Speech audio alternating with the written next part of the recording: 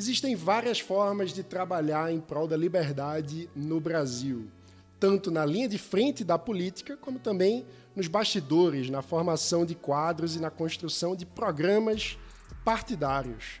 A gente vai conversar sobre isso com alguém que tem bastante experiência. Foi deputado federal, candidato à vice-presidência da República e atualmente preside o Instituto Libertas. Estou falando do nosso associado do Livres, deputado Tiago Mitrô. Eu sou Mano Ferreira e esse é o Livres Entrevista.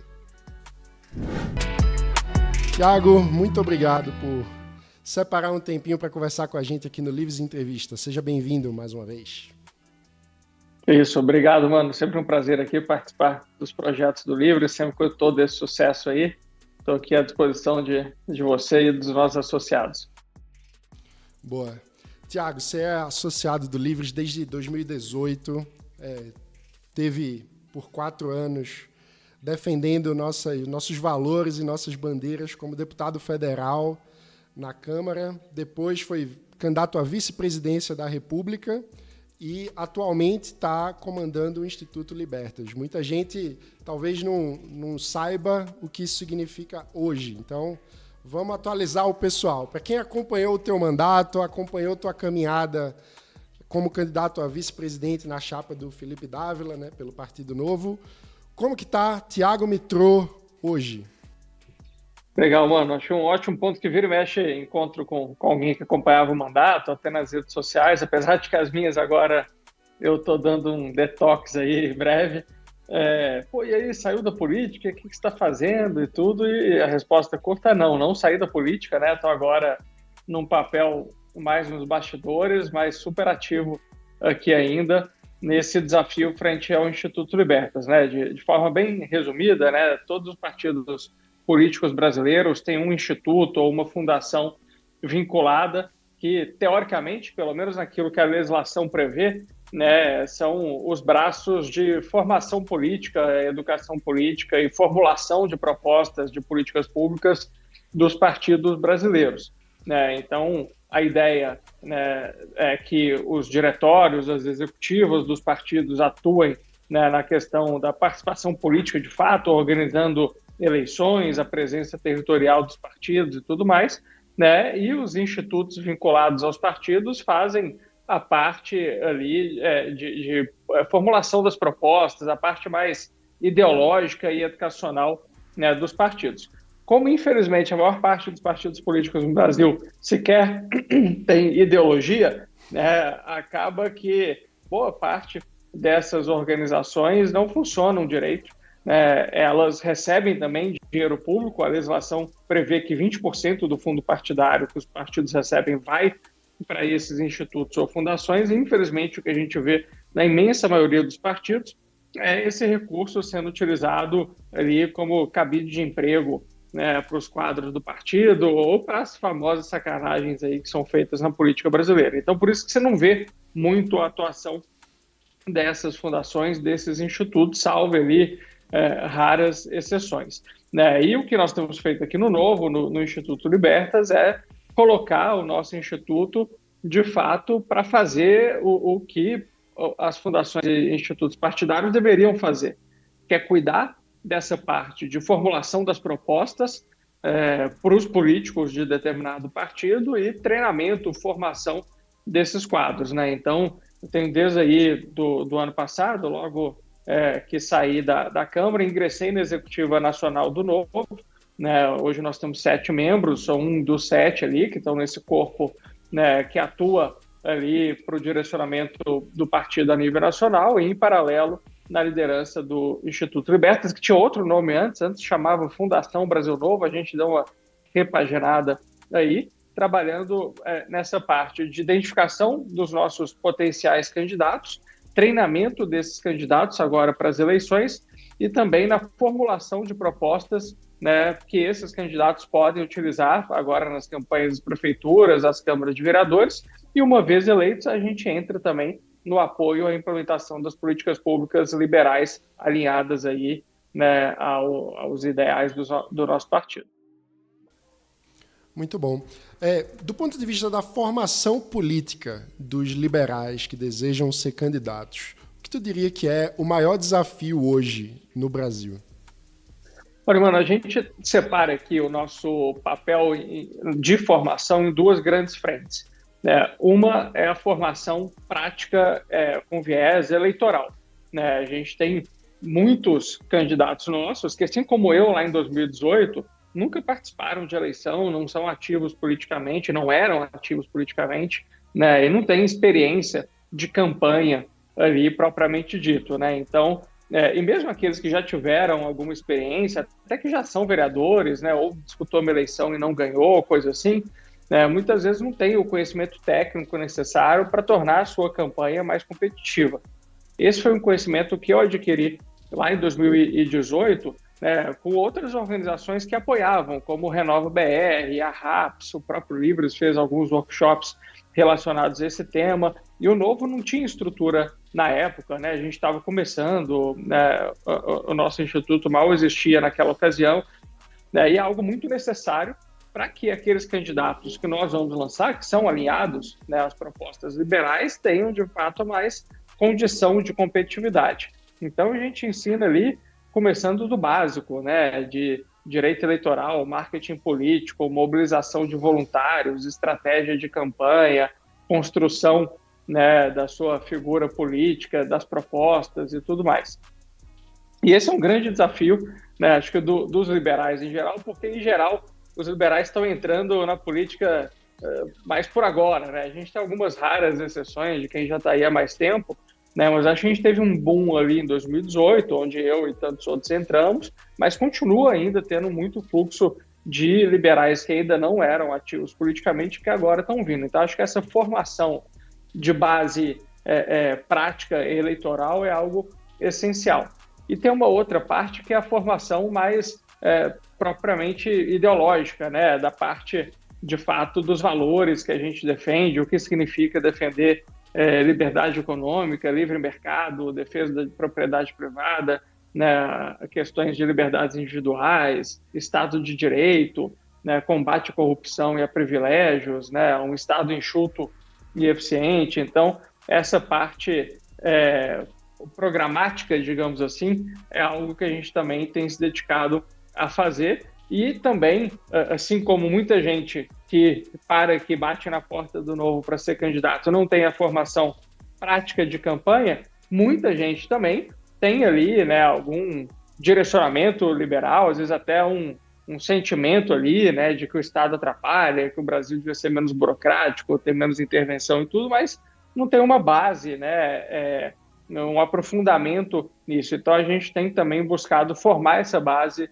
ideológica com programas ali baseados nos nossos valores para que os nossos candidatos estejam não só com uma maior competitividade eleitoral, mas também ali devidamente embasados, né, em questão da defesa programática daquilo que a gente acredita.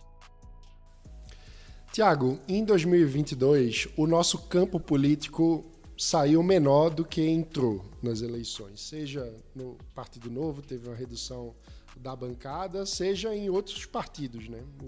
O nosso campo, o campo dos liberais convictos, liberais por inteiro, encolheu na sua representação no Congresso. Que lições você acha que de lá para cá a gente conseguiu absorver para que o que foi uma redução em 2022 se torne um crescimento em 2024? Olha, mano, eu acho que as eleições de 2018, né, que como eu estava comentando, foi uma eleição que muita gente nova entrou, né, e que os liberais, os poucos que existiam lá atrás, ainda, né, não estavam tão atuantes, não tinham uma atuação em conjunto, não tinha um partido político, não tinha organizações como Livres e tudo mais. Quando a Dilma fez o grande favor para o Brasil de reunir os liberais, né, por conta de todos os desastres ali do governo dela, e a gente veio, né, com toda essa força nas eleições de 2018 e tivemos um bom resultado, tanto Novo quanto outros grandes quadros aí do Livres e outros partidos e tudo mais. Acho que a gente como, pelo menos no meu caso, de muitos que entraram comigo, foi a nossa primeira e única experiência de uma campanha eleitoral, a gente ficou um pouco mal acostumado, né? No sentido de, pô, a gente foi lá, disputamos a eleição, falamos o que tinha que ser falado e deu certo, né? Defendemos as nossas ideias, as pessoas acreditaram, votaram na gente e estamos aí, né? Entramos aqui, vários deputados federais, vários estaduais e gente entrando para trabalhar nos ministérios do governo federal, em secretarias de governos estaduais e tudo mais.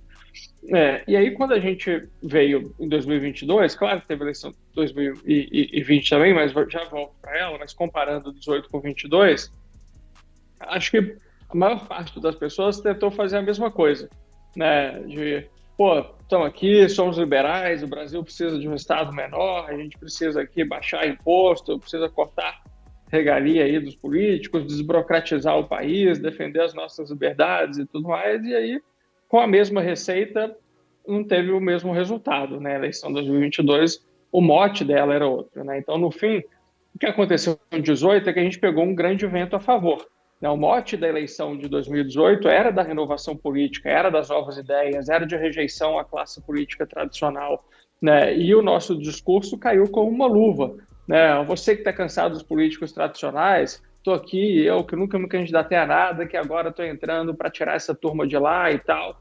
Você está cansado do governo que não funciona, de só pagar imposto, de ficar sustentando essa casta política, como o Milei agora, né? Cunhou o termo e tudo, pô, eu tô indo lá para tirar esse pessoal, cortar os privilégios dessa turma e tal. Então, o nosso discurso em 2022 casou muito bem com o que era o espírito daquela eleição. Desculpa, em 18, exato.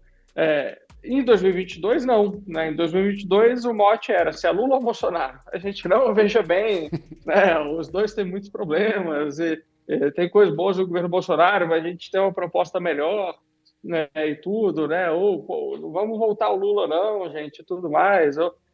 Então era aquele negócio mais difícil de explicar. E acabou que a gente fez um pouco. Vejo muitas pessoas, né, repetiram a estratégia, o mote de 18 numa eleição que era completamente diferente. E aí isso fez com que, obviamente, o resultado não fosse o mesmo, né? Então, eu acho que eu aprendi com essa eleição de 22 e muitas outras pessoas vejo também a gente não pode só contar com vento a favor e vento contra, a gente tem que estar preparado para qualquer cenário e isso envolve, inclusive, se enraizar mais, fortalecer os grupos políticos, né, tá ali mais presente em eleições municipais. Esse foi um grande erro do Novo em 2020, assim, né, a gestão antiga do partido achava que o partido não precisava, né, tá em eleições municipais direito, só disputou ali em meia dúzia de cidades, estava super satisfeito com isso e tal, e a gente vendo um monte de gente querendo se candidatar e o Novo fechando as portas para eles. Isso fez com que muitos liberais, vários foram para outros partidos, e aí nós estamos agora resgatando esse povo, mas vários falaram, puta, então quer saber, eu não vou desistir disso daí, você não pode perder gente boa, né? Nós já somos poucos, assim, então a gente tem que saber cultivar muito esse pessoal, e é muito que a gente tem feito agora em 2024, né? Tratar a eleição de 24 como um passo super importante para a gente voltar mais forte lá em 26, né? E acho que um outro aspecto também, um outro aprendizado eu via muitas pessoas também, esse cara pensa 80% que nem eu, então ele é 20% meu inimigo, né? Já até acho que falei isso outra vez aqui no podcast do Livros, que vocês replicaram isso. E nós estamos num cenário onde, assim, cara, quem pensa 80% que nem a gente é um dos nossos maiores aliados, porque tem tão pouca gente que pensa tão parecido que a gente tem que reunir a turma que pensa igual e parar com aquele negócio de, não, esse daqui diverge, né? Esse aqui é liberal sei lá o quê, não é liberal raiz e tal. Cara, pô, se tem alguma coisa de liberal, já tá ótimo, assim, num país comunista como o Brasil, né? Que acha que tudo pelo Estado, né, para todos e tudo mais, você pega alguém que já tem um quê de liberal, traz para dentro, se une a essa pessoa e vai ao longo do tempo trazendo, mostrando o caminho da luz, né? E não esse negócio de ficar rechaçando assim, não, mas fulano, né, que fez tal coisa em 1948 e tal, que eu não gostei, então não quero ter ele perto de mim. né? Então, acho que esses são alguns aprendizados aí importantes para que agora a gente esteja se reorganizando em 24 e tratando o 24 como um passo fundamental aí para as eleições de 26 nos dar condições, né, da gente voltar a crescer e ocupar aí mais uma relevância, não só a mesma relevância que a gente já teve nas eleições de 18, mas aumentar ainda mais o espaço, dado que a gente já tinha muito para crescer, né? Você trouxe um ponto muito importante do ponto de vista político, que é a construção de base. Quando a gente olha para a política brasileira de forma geral, a construção de base está muito associada à verba de emenda para compra de ambulância na cidade, a direcionamento de recurso do orçamento, muitas vezes via orçamento secreto. Ou seja, quem tem base de verdade no Brasil é o Centrão, né? São essas práticas fisiológicas, digamos. Como construir bases liberais, na tua visão? Olha, mano, ainda que eu não tivesse, né, na época, a intenção de ir para a reeleição, eu e o Guilherme da Cunha, né, associado aqui do Livros também, foi deputado estadual lá em Minas, também pelo Novo, que foi o meu principal parceiro assim, de mandato, né? A gente fazia a dupla, ele estadual e eu federal. A gente criou um programa lá em Minas que acabou atuando como a construção dessa base, assim, né? A gente estava pé da vida em 2020 que o Novo não quis lançar candidatura em um monte de município que tinha gente muito boa. E aí a gente falou, pô, beleza, não podemos contar com o Novo, vamos a gente mesmo fazer algo a respeito desse pessoal.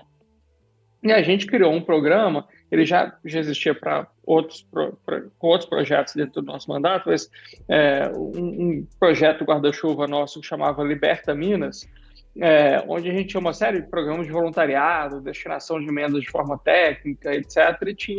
E lançamos em 2020 um programa de apoio a candidaturas às câmaras de vereadores e prefeituras. Inclusive, alguns desses que foram a gente apoiou, acho que no fim, se eu não me engano, foram 16 candidatos, 9 se elegeram, né, 2 para prefeitos, os outros 7 para vereadores. Depois das eleições, a gente ainda aumentou, fizemos uma seleção de outros vereadores eleitos que a gente ainda não tinha conhecido nas eleições, né, e que tinham o perfil do nosso mandato.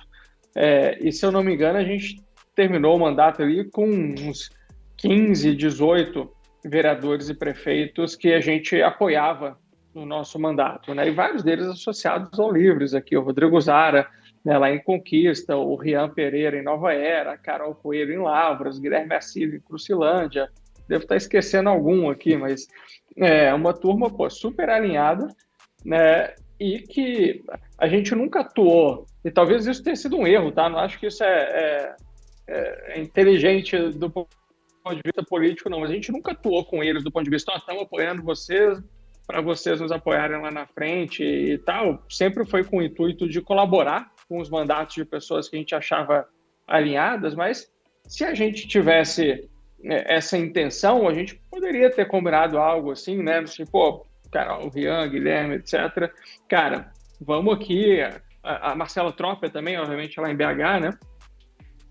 Pessoal, a gente tem 95% das ideias muito parecidas, a gente precisa fortalecer nosso campo político, vamos fazer essa força se transformar numa força eleitoral também, né? Alguns de vocês virem deputados estaduais depois, né? Ou apoiarem a candidatura da Cunha Federal, que vários deles acabaram apoiando a candidatura da Cunha Federal, a minha, a vice, etc. Mas lá, obviamente, era um desafio bem mais complexo, né? E aí, a gente não formou essa turma, não formamos esse grupo com o intuito de ser uma base eleitoral, mas poderia ter sido muito bem, né? E combinado com as pessoas cientes que estavam entrando nessa para formar um grupo político liberal ali em Minas e tudo mais, né? E isso poderia ter sido, caso eu tivesse ido para a reeleição, da Cunha para a reeleição dele e tal, tivesse tido um papel central de base mesmo eleitoral para a nossa eleição futura.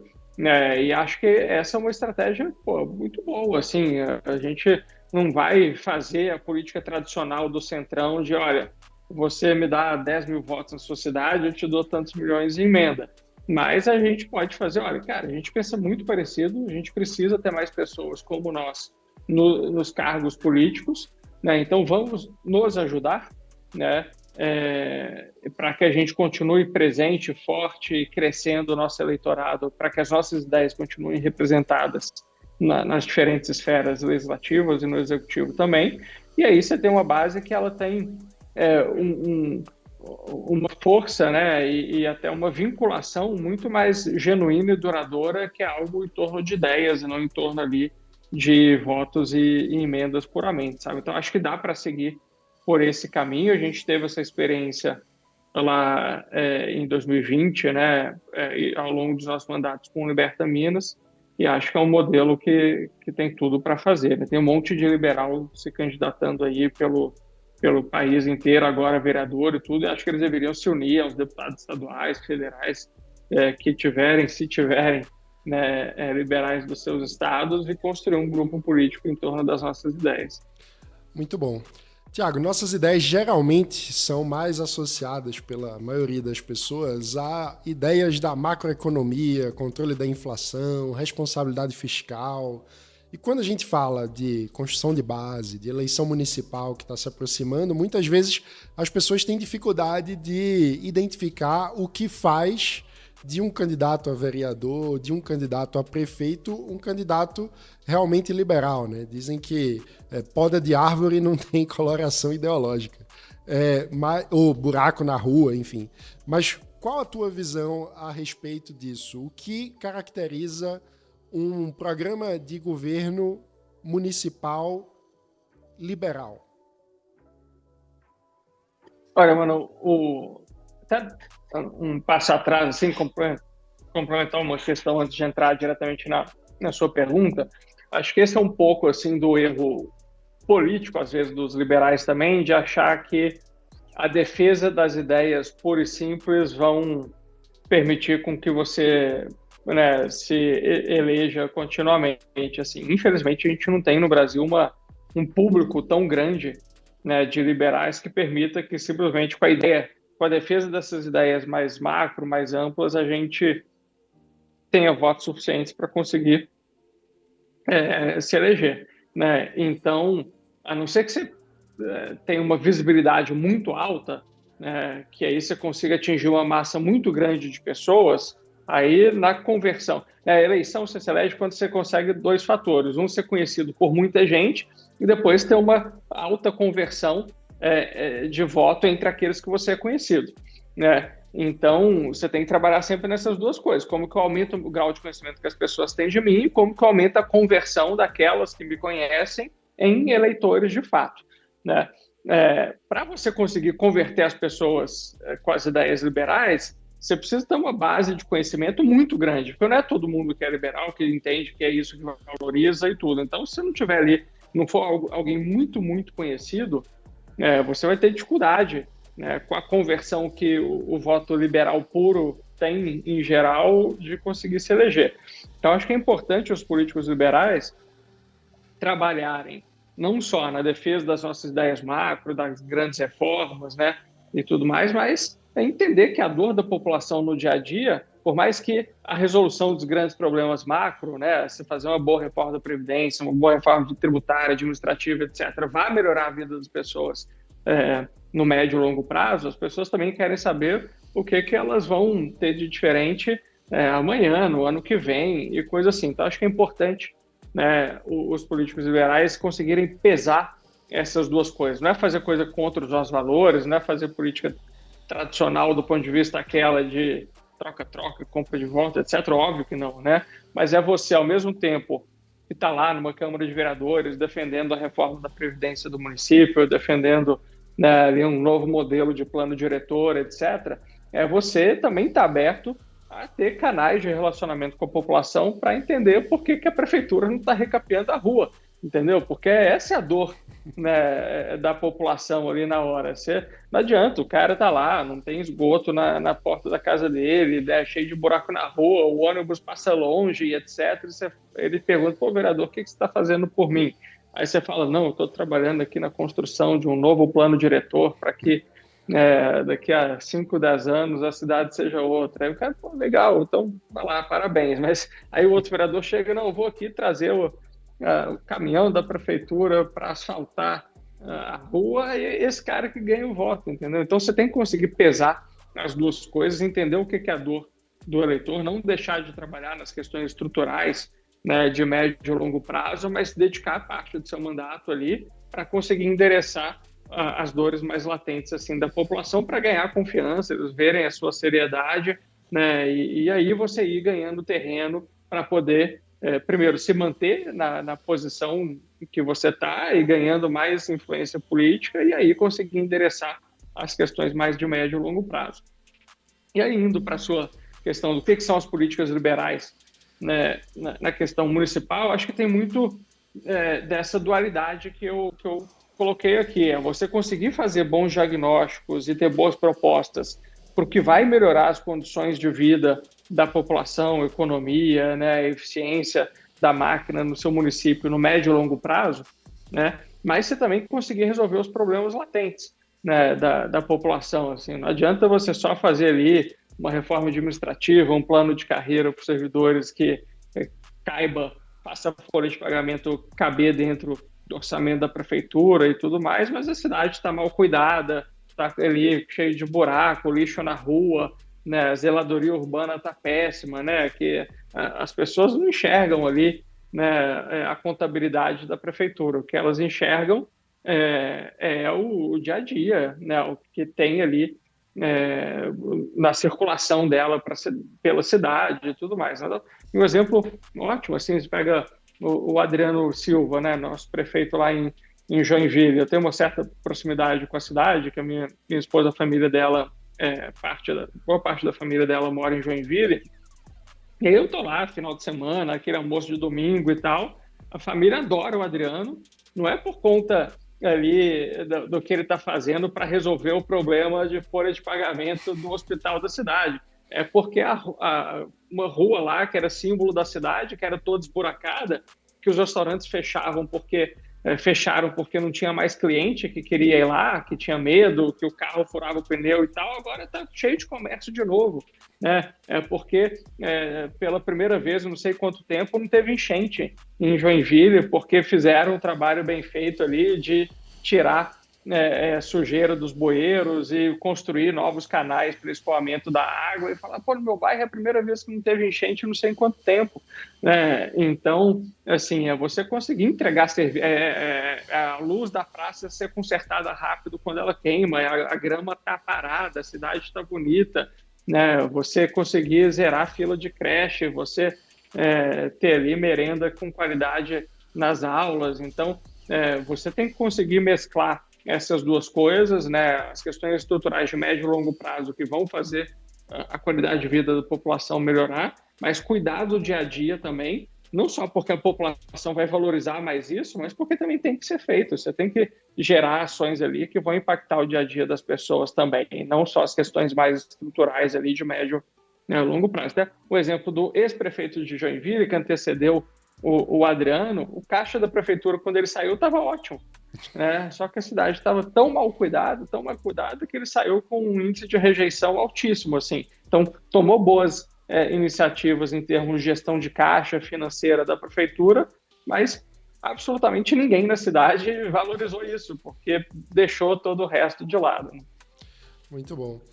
Tiago, muito obrigado por essa conversa. Eu não podia finalizar sem fazer duas perguntas. A primeira é, quem deseja conhecer melhor o trabalho do Instituto Libertas, qual o caminho, por onde pode se engajar no Libertas?